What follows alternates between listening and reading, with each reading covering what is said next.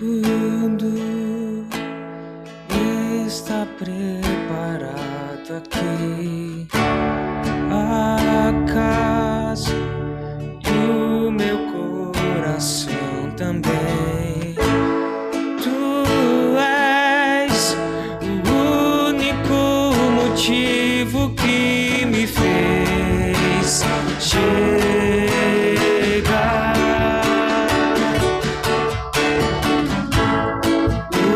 Os filhos já estão chegando aqui. Agora somos dois ou três ou mais. Encontro meu coração disposto a queimar por ti. Todos os versos e canções que eu consegui cantar, todas as vezes quebrantado, só quero te falar. Teu é o reino e a glória pra sempre. Teu é o domínio e o poder. Amém, amém. Teu é o reino e a glória pra sempre. Teu é o domínio e o poder. Amém, amém. Oh, só dois santo Deus.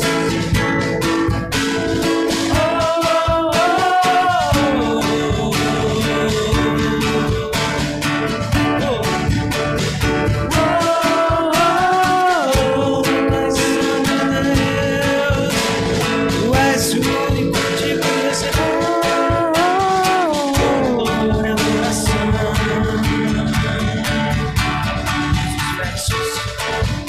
todos os versos e canções que eu consegui cantar, todas as vezes quebrantado, só quero te falar.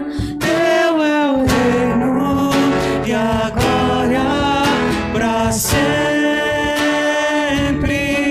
Teu é o domínio e o poder. Amém, amém. Teu é o reino e a glória pra sempre.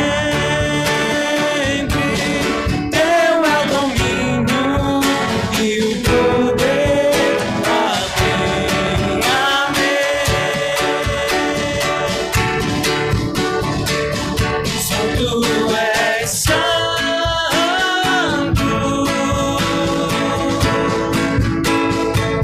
Só tu és santo.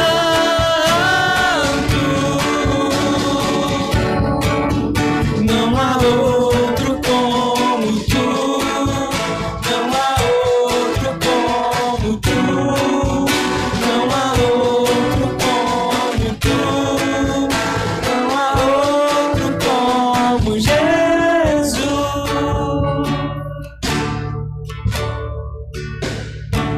Só tu és santo.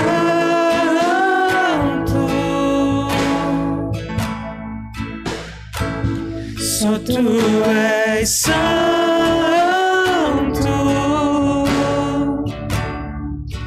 Não há outro como tu. Não há outro como tu. Não há outro como tu. Não há outro como Jesus.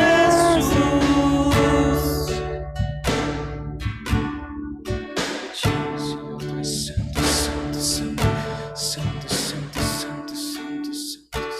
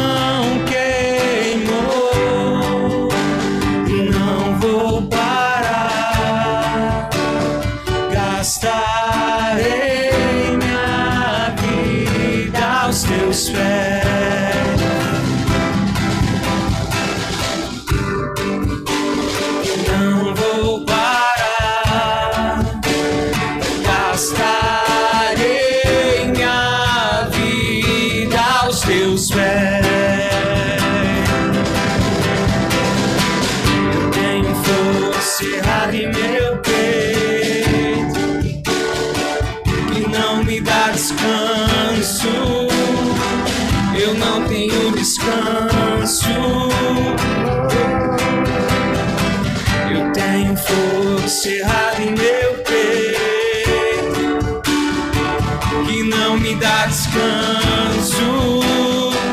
Eu não tenho descanso. Deixa queimar, deixa queimar, deixa queimar, deixa queimar, deixa queimar, deixa queimar.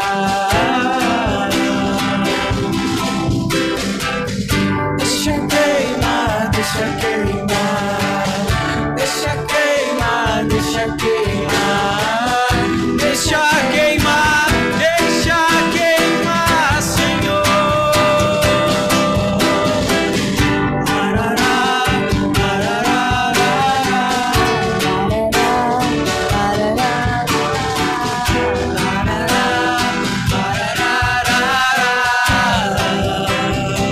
Eu tenho fogo, eu tenho fogo cerrado em meu peito, que não me dá descanso.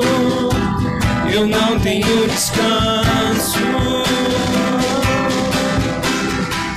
Eu tenho fogo cerrado em meu peito, que não me dá descanso. Eu não tenho descanso.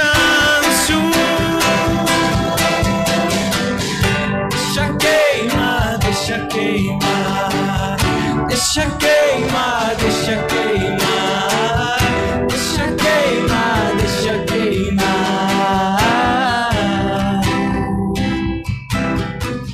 deixa queimar, deixa queimar, deixa queimar, deixa queimar, deixa queimar, deixa queimar. Muitos querem suas mãos. Muitos querem suas mãos. Nós só queremos os seus pés. Muitos querem suas mãos. Nós só queremos seus pés. Muitos querem suas mãos. Nós só queremos os seus pés. Muitos querem suas mãos. Nós só queremos seus pés. Doce, tão doce, alto, tão alto, fundo, profundo é o seu amor. Oh Jesus. Doce, tão doce, alto, tão alto, fundo, profundo é o seu amor. Mais uma vez, doce, doce, doce, tão doce, alto, tão alto, fundo, profundo é o seu amor. Deixa queimar, deixa queimar, deixa queimar, deixa queimar, deixa queimar, deixa queimar, deixa queimar,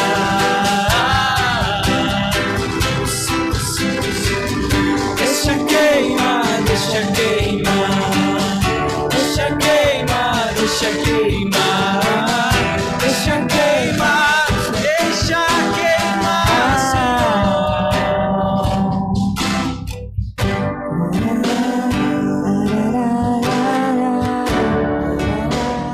Senhor Jesus.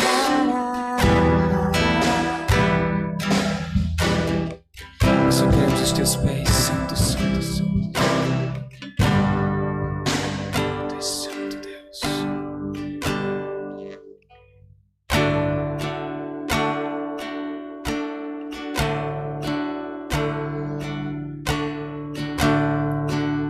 Bem-vindo, meu amado.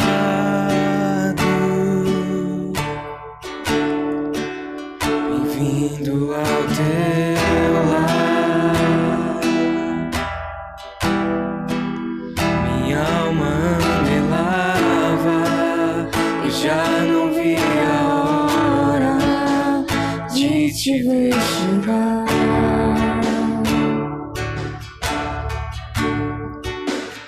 Toma minha vida,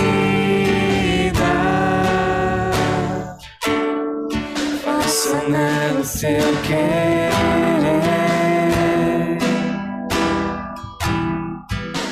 Sabes que sou tua.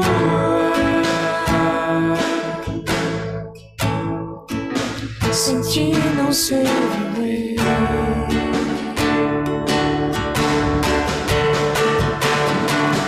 Que sentido tem uma vida que não sente o teu amor? Que sentido tem uma vida que não sente o teu carinho?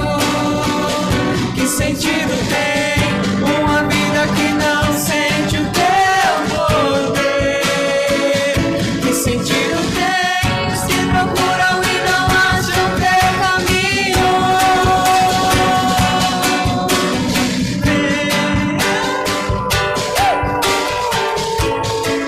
Preenche todos os espaços.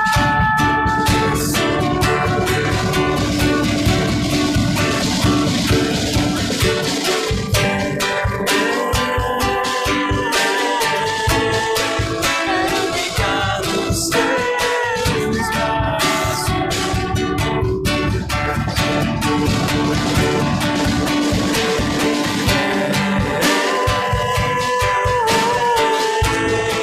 Quero sentir a tua essência.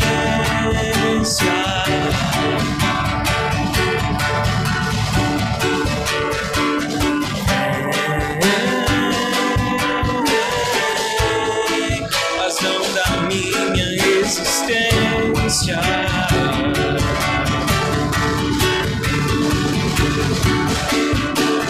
Vem, pois todo tempo ainda é pouco. Vem, Jesus. Vem, pois todo tempo ainda é pouco. Bem-vindo, meu amado. Bem-vindo ao teu lado. Bem-vindo ao teu lar. Minha alma anelava e já não vi a hora de te ver chegar. Toma minha vida, faça nela o seu querer.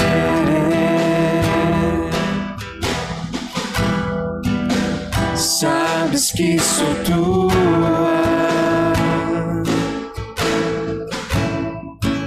Sem ti não sei viver.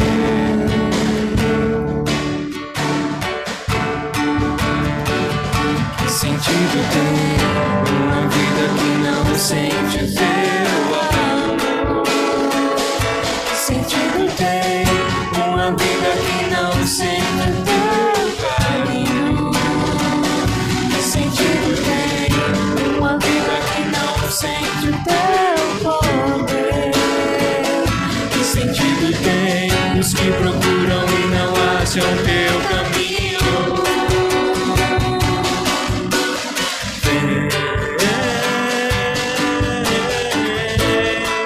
Vem encher todos os espaços.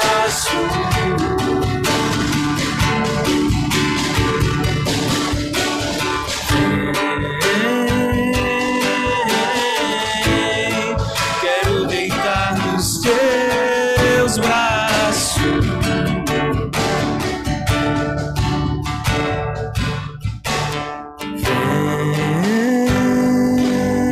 Vem, quero sentir a tua essência. Santo, santo, santo.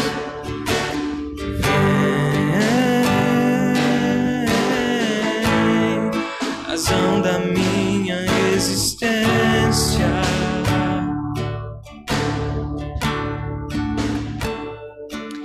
Ah, Senhor, Vem, pois todo o Senhor venha sobre tempo nós. ainda é pouco.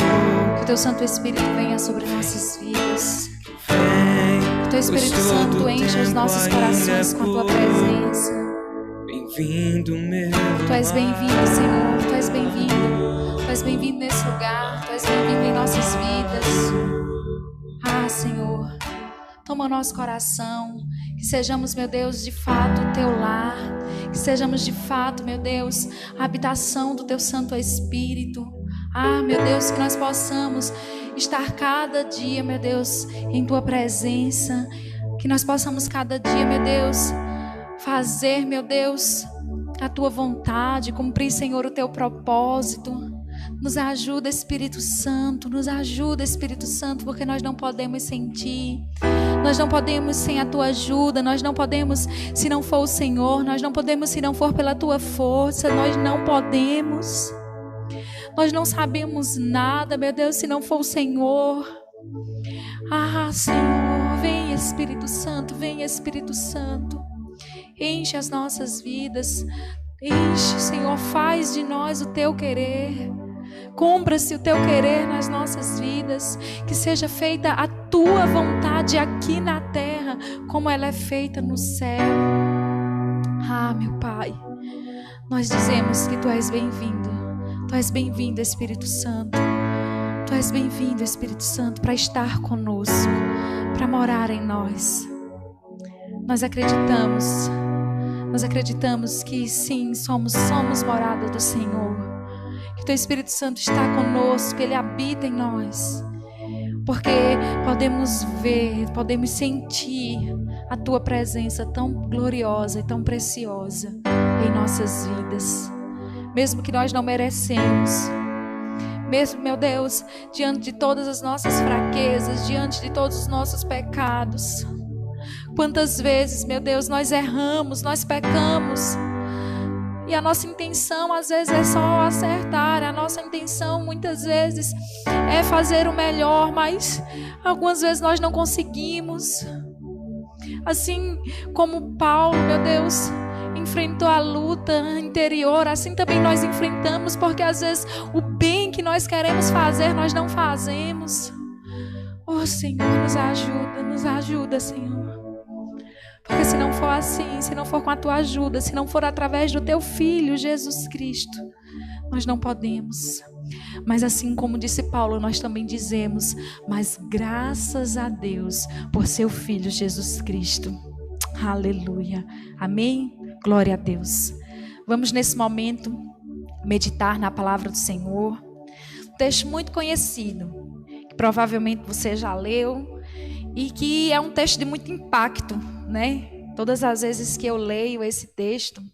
E interessante que eu lendo esse texto esses dias, eu descobri uma coisa que eu não sabia a respeito dessa situação.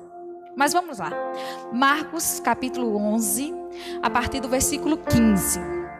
O título desse texto, né, é A Purificação do Templo. E diz assim, Marcos 11, capítulo 11, versículo 15. E foram para Jerusalém. Entrando ele no templo, passou a expulsar os que ali vendiam e compravam. Derribou as mesas dos cambistas e as cadeiras dos que vendiam pombas. Não permitia que alguém conduzisse qualquer utensílio pelo templo. Também os ensinava e dizia, não está escrito, a minha casa será chamada casa de oração para todas as nações? Vós, porém, a tendes transformado em covil de salteadores. E os principais sacerdotes e escribas ouviam estas coisas e procuravam um modo de lhe tirar a vida, pois o temiam, porque toda a multidão se maravilhava de sua doutrina. Em vindo à tarde, saíram da cidade. Esse mesmo texto que se encontra aqui no livro de Marcos, no capítulo 11, no versículo 15, a partir do versículo 15, nós também lemos ele em Mateus, né, capítulo 21, e em Lucas, no capítulo 19. Mas a purificação do templo que nós encontramos lá no Evangelho de João não é a mesma. Isso é uma novidade para mim, eu não sabia, eu não tinha reparado e me atentado a esse detalhe, mas esses dias, parando para meditar sobre esse texto, eu vi que foram duas situações em que isso aconteceu, em que Jesus purificou o templo. No Evangelho de João, o episódio foi logo no início, do ministério de Jesus. Porém, Nesse texto que nós lemos aqui em Mateus, capítulo 11, a partir do versículo 15, que também se encontra em Mateus e em Lucas, esse texto foi no final. Foi naquela última semana antes da crucificação. Mais precisamente na segunda-feira. Porque se nós, e você pode fazer isso, e deve fazer isso, na verdade, você começar a leitura do capítulo 1, do versículo 1 do capítulo 11, você vai ver, né, a entrada triunfal de Jesus em Jerusalém, onde ele entra ali, montado num jumentinho, onde as pessoas, né, que vão à frente, que vêm seguindo ele, vão clamando e vão gritando, Hosana, bendito que vem, em nome do Senhor. Então, esse episódio aqui da purificação do templo foi nessa semana, né, nessa última semana de Jesus. E aí, interessante que no versículo 11 diz assim: e quando entrou em Jerusalém, no templo, tendo observado tudo, como fosse já tarde, saiu para Betânia com os 12. Eu queria desafiar você a reconstituir aí essa linha do tempo na sua mente. Imagine aí. Naquele domingo, Jesus entrando na cidade de Jerusalém, né? Todo aquele movimento, né, de pessoas seguindo. E aí quando Jesus chega em Jerusalém, naquele domingo, já tarde, ele vai para o templo.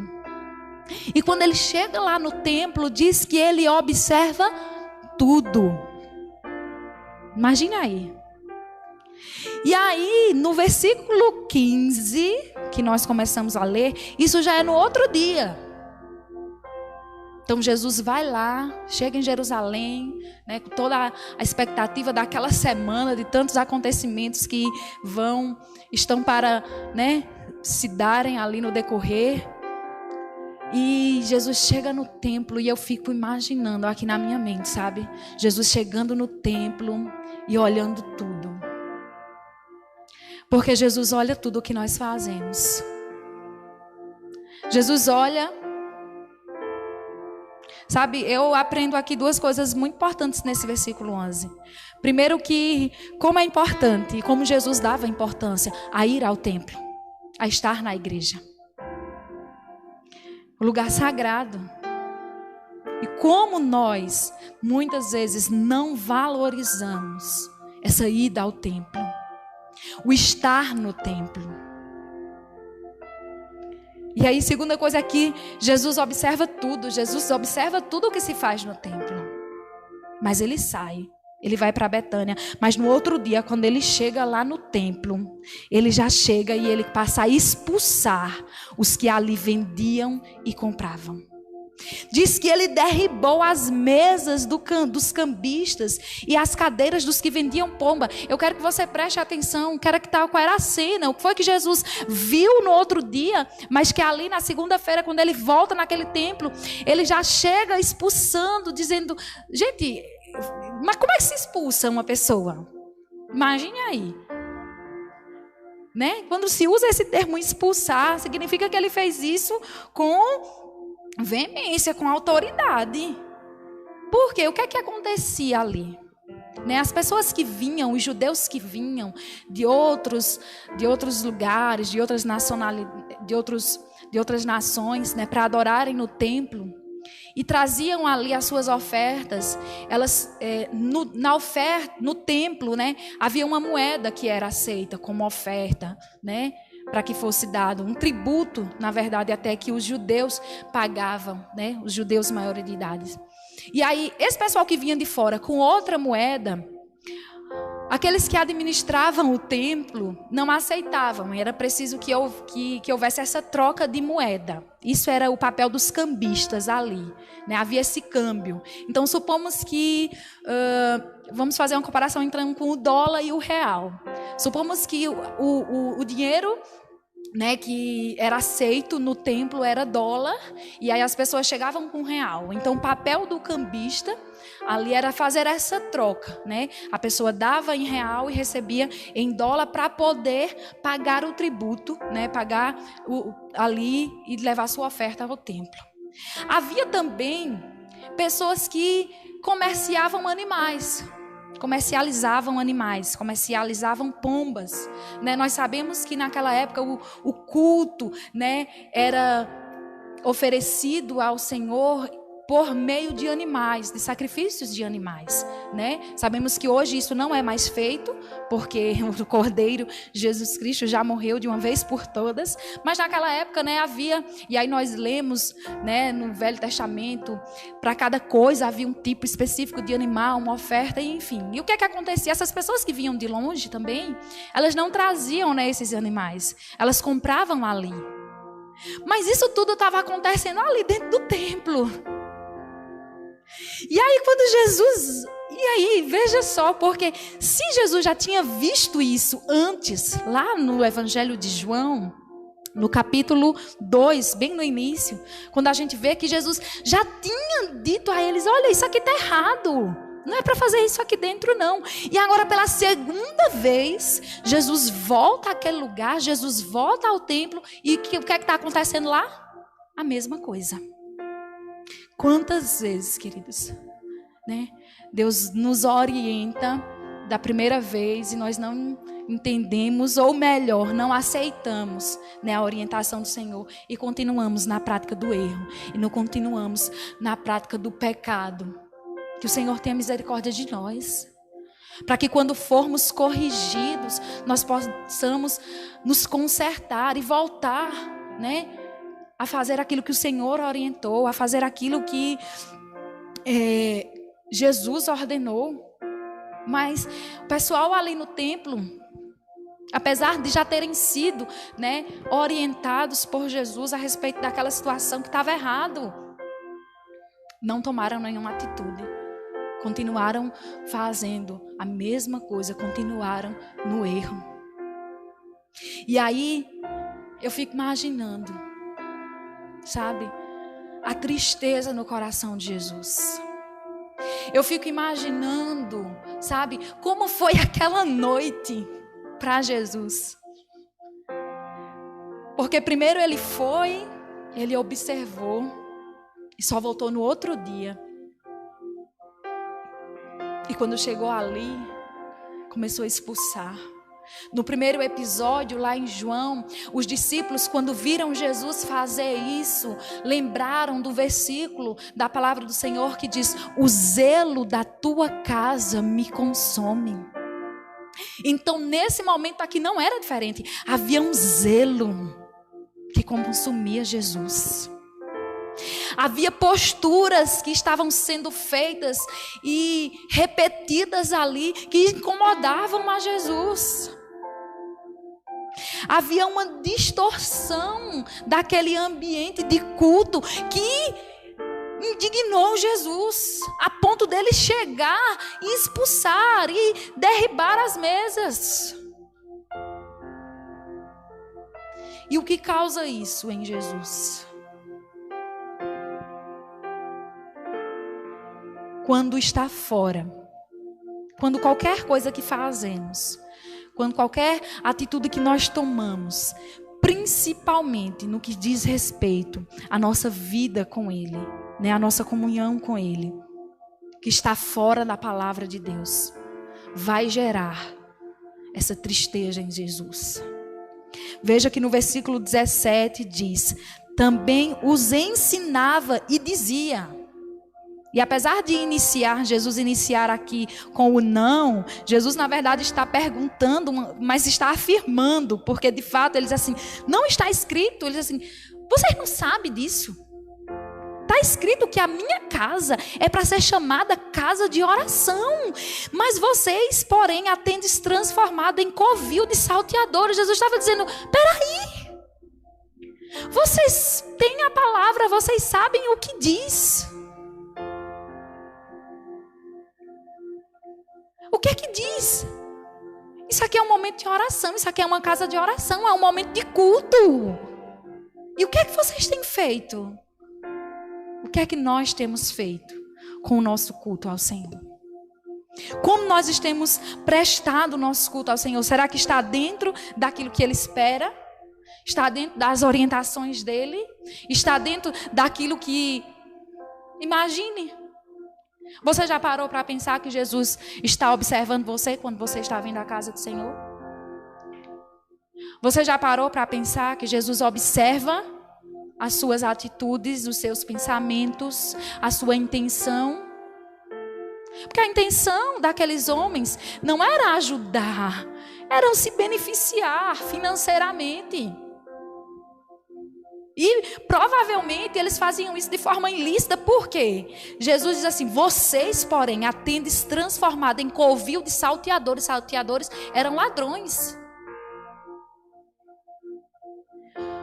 Será que nós temos transformado o sagrado para satisfazer os nossos interesses? Será que ao vir à casa do Senhor, nós temos mais priorizado o nosso próprio benefício do que o culto a Deus?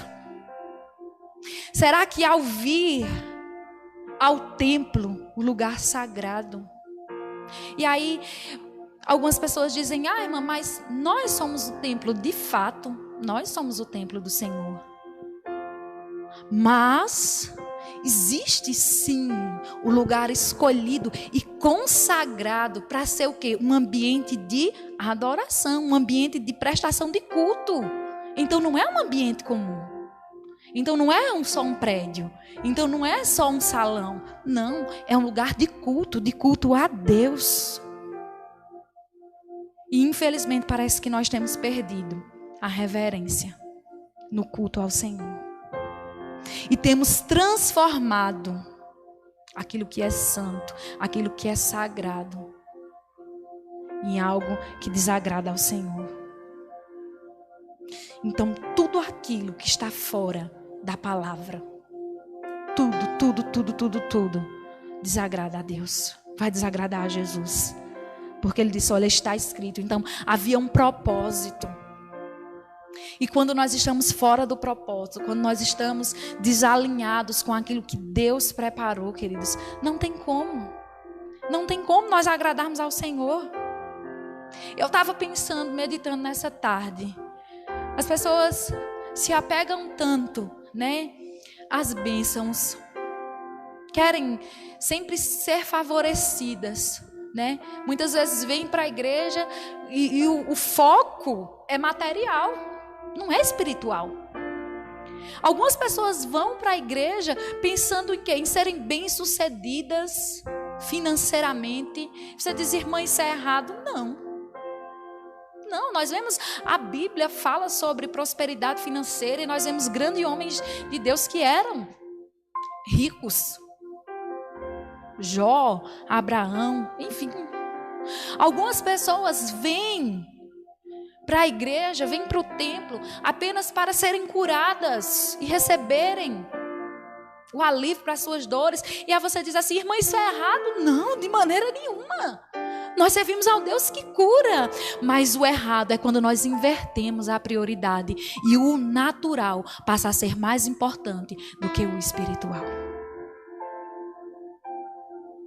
Quando a ordem é trocada, quando a prioridade é trocada, quando nós estamos vindo de uma forma para nos beneficiar materialmente. E aí eu quero que você pense não somente em questão financeira, mas de todas as formas. Eu quero, sair daqui bem, curado, liberto. Amém, glória a Deus. Mas antes de tudo isso, tem que estar a adoração. Tem que estar o culto, tem que estar a oração, o quebrantamento diante do Senhor. Primeiro, o espiritual. E aqui nós vemos que havia essa troca. Aquele lugar que era para ser o lugar de oração, então está falando de algo espiritual, está falando de coisas celestiais. O que era que eles tinham feito? Eles tinham transformado. Havia ali interesses pessoais, havia ali interesses materiais, havia ali tudo naqueles homens, menos o prestar culto, menos fazer exatamente aquilo para o qual tinha sido feito. Diz assim: a minha casa é para ser chamada casa de oração para todas as nações. E alguns comentaristas bíblicos, né, quando eu fui ver, fala que essa movimentação era feita em uma parte do templo em que era direcionada aos gentios, para que os gentios pudessem, né, ter acesso somente àquele lugar específico e adorar, porque havia gentios que já adoravam ao Senhor, que abraçavam a fé. Nós vemos isso, por exemplo, exemplo de Raabe, né? Raabe foi uma mulher gentia que abraçou a fé. Nós vemos Ruth, que era uma mulher gentia que abraçou a fé. Então havia gentios que já abraçavam a fé. E essa movimentação de venda, de troca de moedas ali naquele lugar específico para os gentios poderem adorar também ao Senhor e orar também ao Senhor, atrapalhava.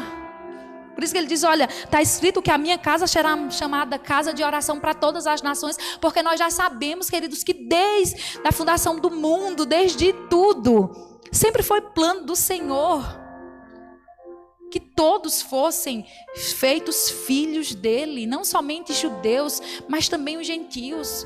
E esse é o grande mistério que Paulo diz, né, em suas cartas, que lhe foi confiado, que foi revelado esse mistério. Que mistério? Que a salvação também era para os gentios, que aquele lugar era também para os gentios adorarem.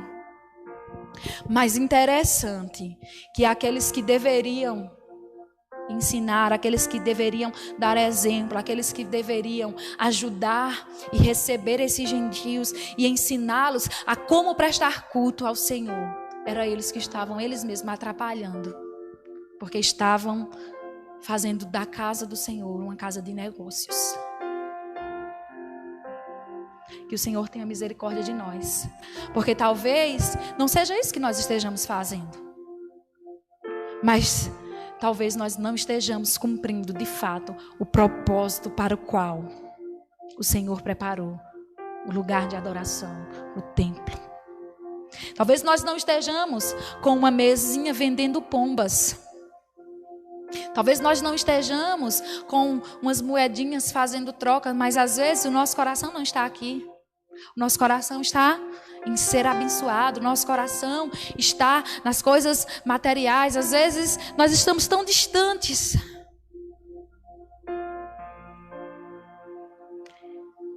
E Jesus, é interessante que, apesar de ele chegar ali expulsando e derribando, o versículo 17 inicia que diz: ele também os ensinava.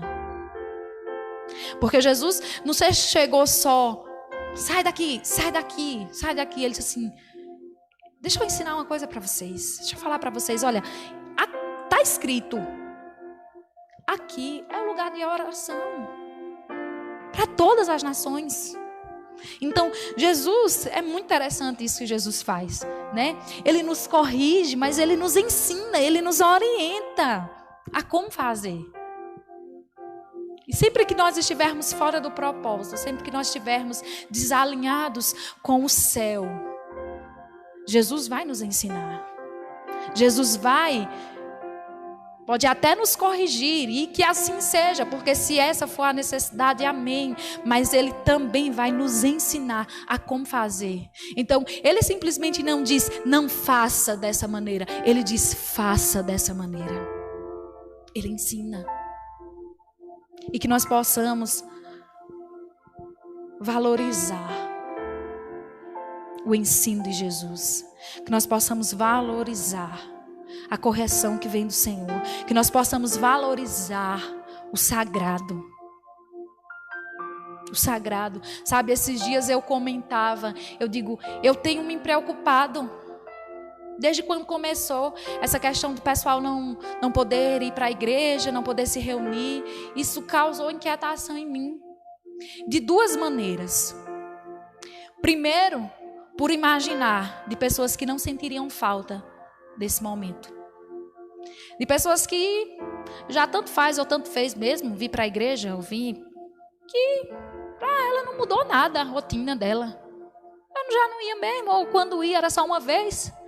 Ou quando ia, nem ia, Se é que você me entende, porque às vezes a pessoa vem, mas não está aqui.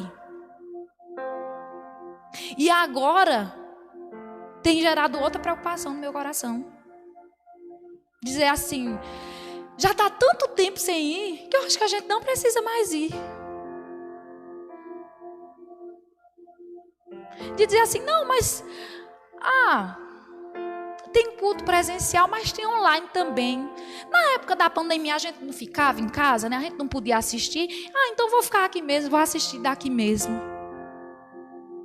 Isso tem causado preocupação no meu coração, porque nós precisamos valorizar a vinda ao templo para adorar, para orar, para buscar o Senhor, para fazer aquilo que este lugar foi reservado. Que nós possamos ser orientados pelo Senhor a não inverter a prioridade. Que nós possamos ser orientados pelo Senhor a não transformar. Não tem esse negócio de, olha, pode me chamar de velha, de antiquada. Tem coisa que eu não negocio, porque tem coisa que não muda. Princípios não mudam. Pode passar, vir 2020, 2040, 2050. O tempo hoje está moderno. Eu sei, mas algumas coisas não mudam. E os princípios da palavra do Senhor não mudam. Então, se nós fôssemos analisar, né, a situação aqui, com a situação da prestação de culto lá no tempo de Moisés, talvez houvesse alguma diferença, mas os princípios eram mesmos. Sabe, o tabernáculo já não existia, agora era um templo feito, mas o propósito era o mesmo, era a comunhão com Deus. É a nossa comunhão com Deus através da oração, é a nossa entrega ao Senhor. Que o Senhor tenha misericórdia de nós, para que nós possamos voltar a fazer a vontade do Senhor, a cumprir exatamente o propósito dele. Que nós possamos valorizar o que é sagrado, o culto, sabe, o templo, o lugar de culto, culto de Santa Ceia. Minha gente, misericórdia, misericórdia. Pessoas que nem valorizam, que não estão nem aí, que o Senhor nos ajude, que o Senhor mude a nossa realidade. Se for preciso que Ele venha e nos chacoalhe e derrube essas mesas que estão no nosso coração, e expulse esse materialismo que muitas vezes há no nosso coração. Que o Senhor tenha misericórdia de nós e nos ajude. Amém? Que você possa pensar, que você possa refletir a respeito da verdade da palavra do Senhor. Você está cumprindo o propósito do Senhor para a sua vida? Você está alinhado com o céu? Se Jesus hoje, e Ele vai fazer isso, e Ele faz isso, olhar para você e observar dentro de você. Você não disse que você é o templo? E sim, nós somos o templo. Então, certo. Se Jesus olhar hoje para dentro de você, para dentro do seu coração, como está esse templo? Como está o seu momento, a sua vida de oração? Como está a sua adoração? Como está a sua entrega? Como estão as suas prioridades? Se você é templo do Senhor, então como é que você está hoje como templo? Será que existe esse materialismo no seu coração? Esse querer se beneficiar somente e adorar a Deus? Gente, eu fico morta. Aí a pessoa está lá, com um decote de todo tamanho, uma carinha que não é, mas bota lá um versículo. Oi? Nós temos que servir ao Senhor com corpo, alma e espírito, com santidade. Mas as pessoas querem a parte boa, né? Eu estava lembrando essa tarde, né, do encontro de Jesus com a mulher adúltera, né, que é tão falada, né, e as pessoas dizem, né, Quem não tiver pecado que atire a primeira pedra. E muitas vezes as pessoas usam isso para justificar o seu erro, né? Para tentar aliviar e continuar no erro. Mas você já observou? Foi o que Jesus disse àquela mulher? Ele disse assim: cadê os que estavam aqui te acusando? Não tem ninguém. Beleza, eu também não te condeno. Jesus não atirou pedra naquela mulher. E se tinha alguém que poderia atirar uma pedra naquela mulher, seria Jesus. Porque se era quem não tivesse pecado, quem era que não tinha pecado ali? Jesus. Mas ele disse: eu também não te condeno. Vai e não peques mais. Então o que é que a gente vê hoje? As pessoas querem receber do Jesus dizendo: eu não te condeno, eu não te atiro pedra. Mas elas não querem a segunda parte: vai e não peques mais. Então, você percebe que muitas vezes nós estamos fora do propósito, nós estamos contrário àquilo que a palavra de Deus diz, porque o argumento que Jesus utilizou aqui para apontar, né, o que estava sendo de errado, o que estava acontecendo de errado ali dentro do templo, foi a palavra. Ele disse: olha, está escrito. Então, o que é que tem a régua da nossa vida? É a palavra de Deus. Se não está escrito, já era. Se não é o que a palavra de Deus diz, se não é o que a palavra de Deus orienta, já era. Aí está aí essa modernidade, família moderna, não sei o que moderno. Quero saber não, eu quero saber do que diz a palavra. Eu quero saber do que está escrito. E também está escrito.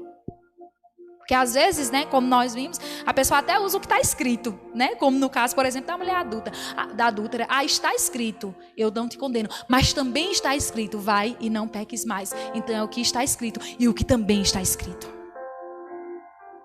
Nós possamos analisar a nossa vida, o nosso eu, o templo que somos nós. O templo que somos nós. Porque aquilo que estiver dentro de nós é aquilo que vai brotar, aquilo que vai, pela árvore, pelos frutos conheceremos as árvores. Eu não acredito, eu não acredito. Não adianta, não tem esse que me convença de dizer assim: eu sou crente só em casa e de não precisar ir à igreja. Não, se você é crente de verdade, se você realmente segue o que está escrito, o que está na palavra, você sabe da importância do congregar. Você sabe da importância de estar junto. Então não se enganem e nem queiram enganar os outros com essa conversinha. Porque isso não cola não. Principalmente com Jesus, viu? Principalmente com Jesus. Tem muita gente dizendo assim, achando que engana Jesus. Eu acho interessante quando as pessoas dizem assim: mas Deus sabe do meu coração. Isso não lhe assusta não? Isso não lhe assusta não? De Jesus saber realmente o seu coração? Saber de sua preguiça? Saber seus pecados? De saber que muitas vezes você diz não para Ele? E que você faz isso deliberadamente, sem temor. Isso não lhe assusta não? Que Jesus sabe o seu coração? Que Jesus sabe o que é que você pensa quando você vem para o templo, quando você está na igreja sentado, pensando? Isso não lhe assusta não? Porque eu digo a você, às vezes me assusta. Que às vezes eu estou assim, aí vem um pensamento, eu digo: Jesus, misericórdia, me perdoa. E já no pensamento eu já fico... Isso me assusta. Mas nós precisamos fazer esse exercício de autoanálise. Examinai o homem a si mesmo. Examine-se você mesmo. Quais têm sido as suas prioridades? Você tem realmente valorizado o sagrado, valorizado o que está escrito, valorizado a palavra de Deus e vivido de acordo com aquilo que ela orienta? No seu culto, na sua vida, no seu trabalho, na sua família. Que nós possamos, queridos, rever as nossas atitudes. E que, em nome de Jesus, que não seja preciso uma segunda visita, né? Que não seja preciso um segundo encontro para nos despertar. Que nós possamos, desde o primeiro momento que Jesus disse assim: rapaz, faça isso não. A gente diz: eita, é mesmo, Jesus, me perdoe, não fazer não. Amém? Vamos orar? Ah, Senhor. É difícil, mas é preciso. É preciso que muitas vezes o Senhor venha mesmo ao nosso encontro para mexer com a nossa estrutura. É preciso que o Senhor venha mesmo derribando o que precisa ser derribado, expulsando o que precisa ser expulso.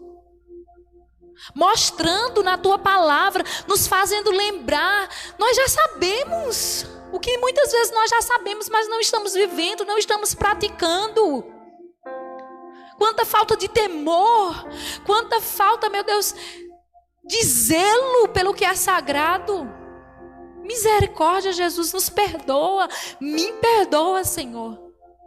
Todas as vezes que eu agi dessa maneira, valorizando o material antes do espiritual, o benefício próprio antes da adoração, antes da comunhão. Misericórdia, Jesus. Misericórdia. Eu não quero causar tristeza no teu coração. Eu não quero causar inquietação em ti, Senhor. Não. Eu quero te dar alegria, Jesus. Me ajuda, Senhor.